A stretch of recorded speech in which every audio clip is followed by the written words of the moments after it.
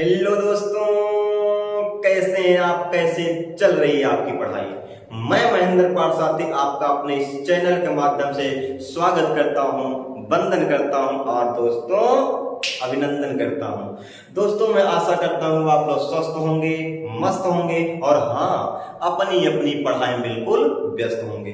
दोस्तों मैं आज आपको पढ़ाने वाला हूं एक बहुत ही इंपॉर्टेंट टॉपिक जो कि क्लास 9, 11 और हाँ तैयारी करने वाले सभी भाइयों के लिए भी इंपॉर्टेंट है। क्या आपने कभी देखा, एक आपके पापा है, ये आपके दोस्तों क्या है, डैडी हैं, ये आपके डैडी हैं और जब ये गाड़ी को निकालते हैं और गाड़ी निकालने के बाद जब गाड़ी को चलाते हैं तो देखा जाता है इनकी स्पीड केवल 40 किलोमीटर पर आवर है।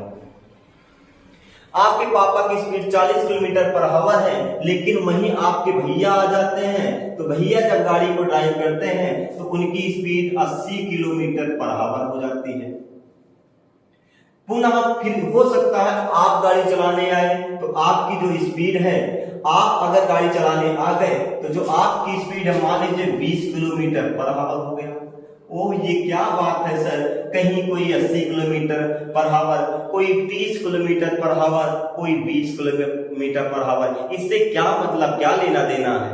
लेकिन हाँ बहुत चीजें इससे हमको मिलेंगी और यहाँ पर हम सीखेंगे कि उसी गाड़ी को कोई 30 में चला लिया, कोई 80 में चलाया और आप तो केवल 20 किलोमीटर पर आवर चलाए। इसका मतलब एक बात देखिएगा, ये केवल आपका समय आपका सेम है लेकिन डिस्टेंस कम है।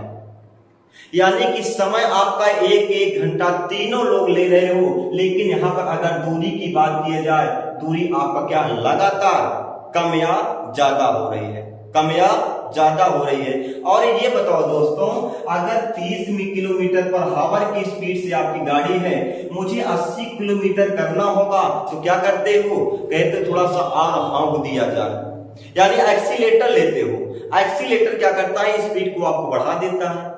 लेकिन अगर आपको 20 पे आना है, उससे एक्सीलेटर को कम कर देंगे तो आपकी स्पीड कम हो जाती है। किससे लेना देना है आपको, एक्सीलेटर उसकी स्पीड को बढ़ाता है और एक्सीलेटर उसकी स्पीड को कम कर देता है। तो एक्सीलेटर अगर मुझसे नाम याद हो गया तो दोस्तों याद करिएगा, एक्सीलेटर से एक्सेलरेशन बना हुआ है जिसका नाम हिंदी में है त्वरण। क्या है, त्वरण। तो ध्यान दीजिएगा, तो त्वरण आपको यहां पर मिलेगा जब किसी स्पीड में यानी कि वेग में परिवर्तन किया जाए, जब वेग में परिवर्तन किया जाए, वेग परिवर्तन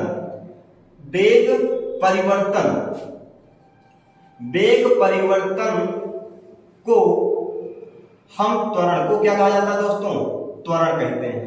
क्या कहते हैं, त्वरण कहते हैं। याद कर लीजिएगा यहीं पर कि वेग परिवर्तन को दोस्तों हम क्या कहते हैं, त्वरण कहते हैं। लेकिन बात यहां पर ये आई सर, एक बार स्पीड आपकी प्लस हो गई, दूसरी बार स्पीड आपकी माइनस हो गई, तो कोई बात नहीं बेटा, आप समझ लीजिएगा जब स्पीड आपकी प्लस होगी तो यहां पर वृद्धि हो रही, क्या हो रही है, वृद्धि हो रही है।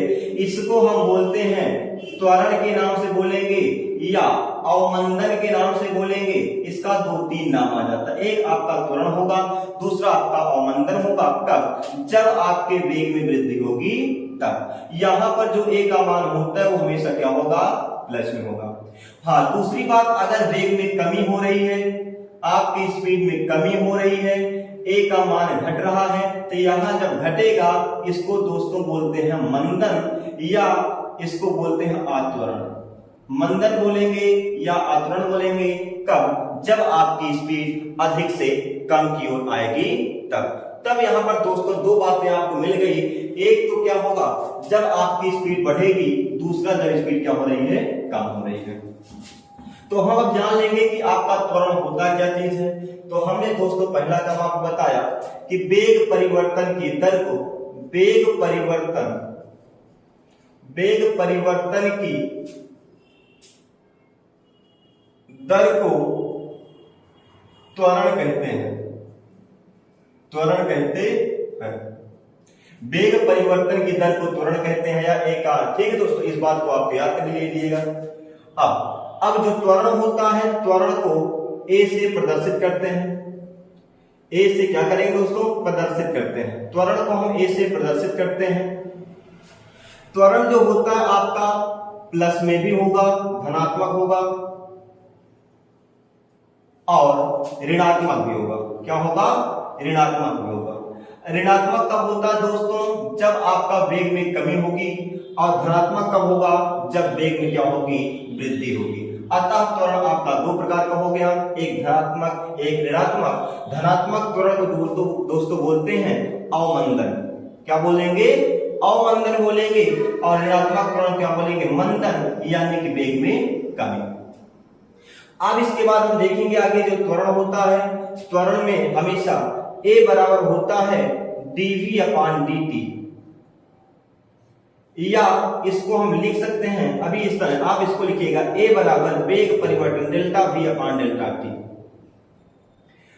जब इसको तात्पर्य लेते हैं तो ए बराबर हो जाता है limit delta t tends to 0 delta v upon delta t is equal dv upon dt, जो कि आपका कलर रूप 11 के लिए बहुत ही इंपॉर्टेंट है।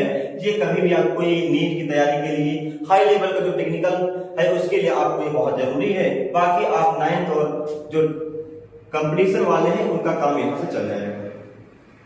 अब याद कर लीजिएगा जो वेग परिवर्तन होता है वह minus v minus you upon T.